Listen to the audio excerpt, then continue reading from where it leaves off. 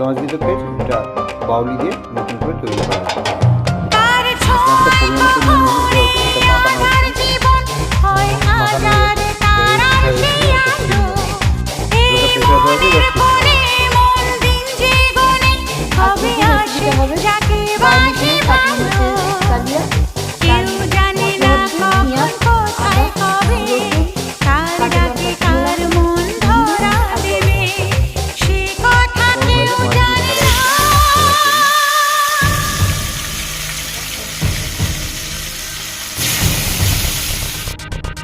মাছটা ভাজা হয়ে গেছে, তোলা হচ্ছে,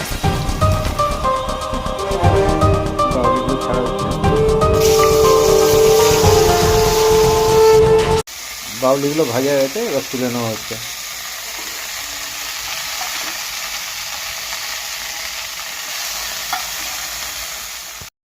সিদ্ধ আলু এগুলো এবার ভাজা হবে একটু। আলুটা ভাজা হয়ে গেছে, এবার তোলা হচ্ছে।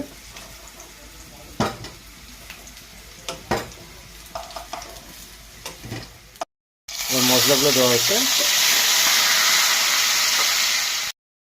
পরিমাণ মতো হলুদ দেওয়া হচ্ছে,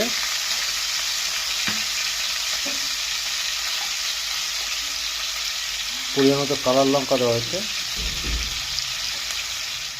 লঙ্কা দিয়ে দেওয়া হচ্ছে, মশলা ধোয়া জলটা দিয়ে দেওয়া হচ্ছে। এবার থেকে তেলটা ছেড়েছে, এবার যেগুলো ভাজা হয়েছিল সেগুলো একটা একটা করে দেওয়া হবে।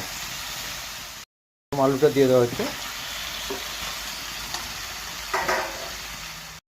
এবার বাউলিগুলো দিয়ে দেওয়া হচ্ছে,